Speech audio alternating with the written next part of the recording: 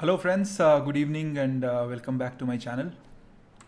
So we are seeing the short game series, short games with instructional value. So I am presenting the fifth game in that series now. And let me see whether I am live.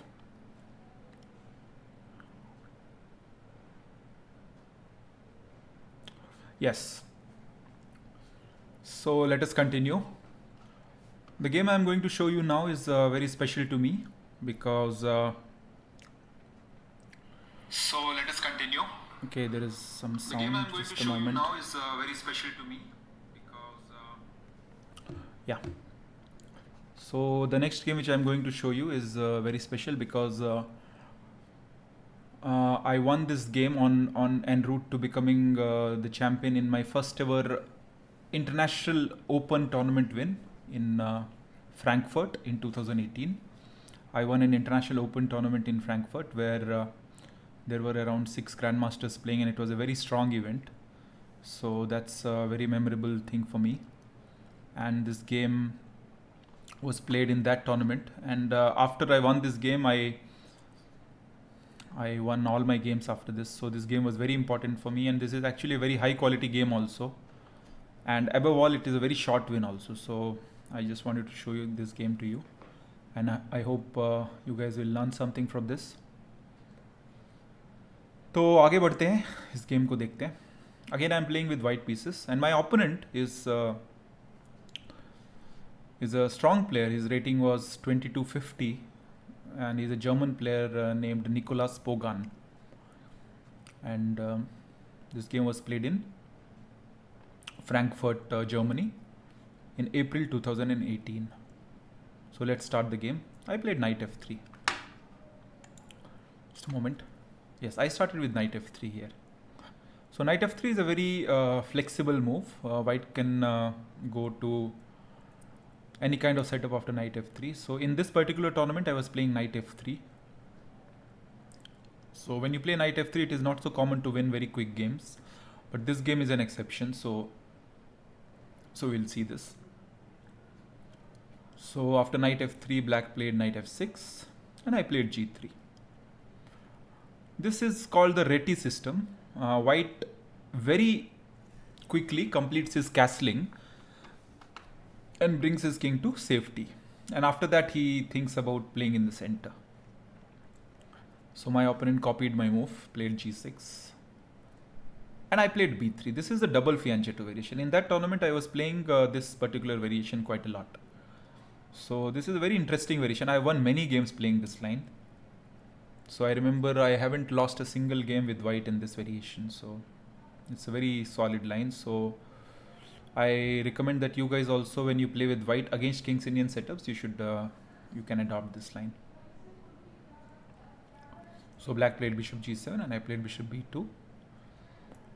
Black castled and I played bishop g2 here. And now black has many options. Just a moment, guys. Yeah, I am live, Vijay. Okay. Yeah. So sorry about that. So here black has many options. Black played d6 in this game because black is a complete King's Indian player. So all the King's Indian players, they go for d6 setup here. But obviously black has many choices here. So for example, there is a very common move, d5.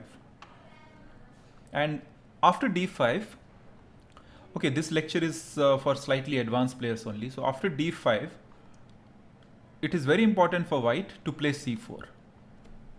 Yes guys, it is very important for white to play c4 because if you go short castles here, it's already an inaccuracy, because after c5,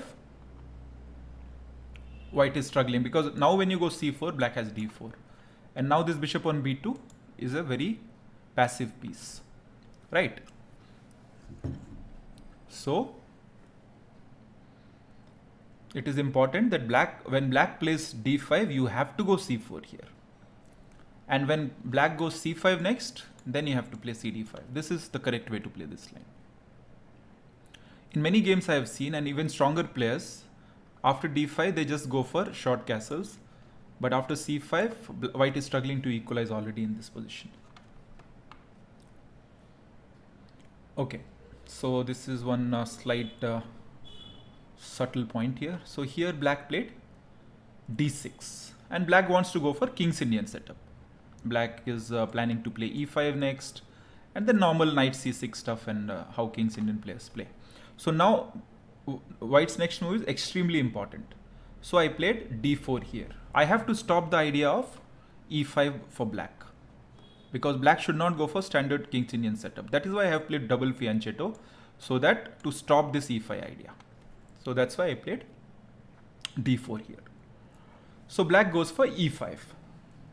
e5 is a move here, but normally knight bd7 has to be preferred here. If knight bd7, and then you should go e5.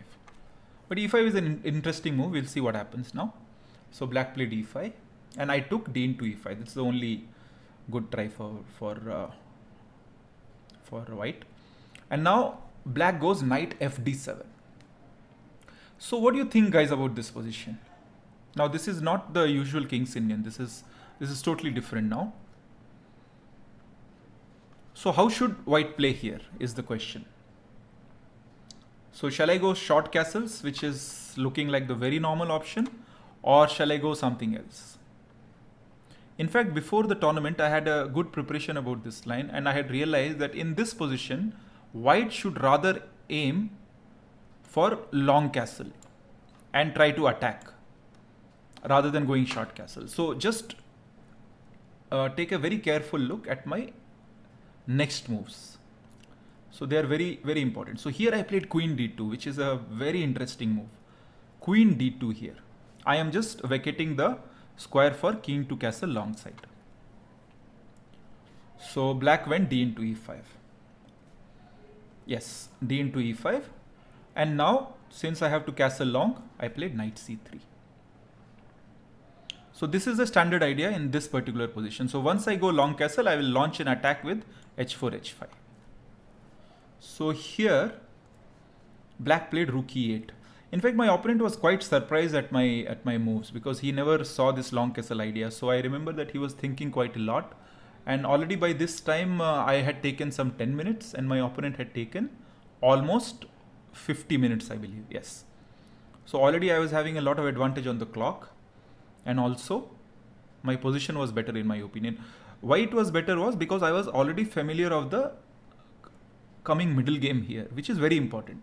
So if you know your middle game plans, it becomes that much more easier for you to get advantage. And especially after that, you will get time on the clock, plus you know the middle game plans also. So then result is mostly in your favor only. So here I castle long, and my opponent had no clue how to play here. So he played the natural move a5. Now he just wants to play a4 and just sacrifice the pawn and stuff. So I also started attacking with h4. And here my opponent played h5, which I was very happy after this move, because what I was not liking was that he should go a4 here. You know, you never like the situation when your opponent is attacking you. So I was kind of slightly afraid about this move a4 in the game, if I remember correctly, because it opens the a file for the rook. So if I take with the knight, then for the future this a file is open, and it can be risky for me. But he did not play this, and he played h5, which after that somehow on the board I was very happy that okay, he is going for the defense here. So after h5 I went king b1, one defensive move I made, which is always a good idea, because when you always go long castle, it is always a good idea to put your king on b1 rather than on c1, because on c1 it is much more exposed to bishop attacks, and also in the center the king is much more exposed. So it's always a good idea to tuck your king in the corner with b1, king b1. Okay, so now black played knight c6 here. And now, okay, just have a look at this position, guys, what you will play. Just have a look and think about it. Yes. After h5, the g5 square is extremely weak. So I immediately exploited this and played knight g5. Now if you see this position, black's bishop on c8 is undeveloped. His queen on d8 is under the fire of my queen and rook. And the knight is ready to go to f7, bishop is ready to go to d5. And we are only on the 13th move. So within 13 moves, black is in a very, very bad situation in my opinion. So black played knight c5 here. So naturally black says, okay, let me go into the end game because white is looking very strong in the middle game. So let me transfer into the end game. But knight c5 is a huge blunder, guys. Very big blunder. Yes. First, when he played knight c5, I thought, okay, this is an okay move. And now I was thinking whether I should exchange the queen or I should go queen e3, not exchange the queen and stuff like that. But suddenly I saw an idea here and I became very happy. So just pause this video here. It's kind of a combination here. And think, what should white play? So the caption can be, white to play and win in this position. So just pause the video and think, guys. So I thought in this position for around 10 to 15 minutes, I believe.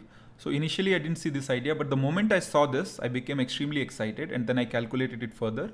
And then I saw that knight c5 is a big blunder. Yes. So can you find it?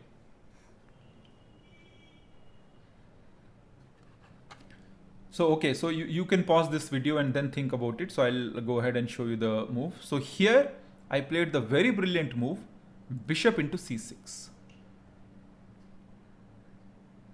Yes. Now bishop into c6 doesn't look that great or something because black took queen d2 immediately. And my opponent thought that I will take rook into d2 and he will take b into c6, and this is okay. Black is slightly minus because of his pawn structure in the queen side, but there is no major damage done and he should be fine. But there is a catch here. After queen into d2, I played the very brilliant move, bishop into e8. Yes guys, bishop into e8. And now you will realize that the queen on d2 doesn't have an escape square. So it's remarkable actually that the queen on d2 is trapped on d2 here. So in this position, white is a rook and a knight up, but he's a queen down. But the queen on d2 is gone. It cannot be saved. Right. So here black was helpless. You can just look at the position. Black cannot do anything. And after bishop into e8, black just resigned. Yeah, and my opponent was very gracious after the game. He said that he has never seen such type of a combination, and it was also unexpected for me. And black resigned here because black has no other move, because if black plays queen d1, I have just rook d1, and I'm a pure piece up in this position, and black is lost. So this game gave me a lot of confidence, I remember, and then after this I went on to win the tournament, my first international open tournament win in Frankfurt, Germany in April 2018. So I hope you guys liked the game, learned something from it. So keep watching, subscribe, and improve your game. Thank you.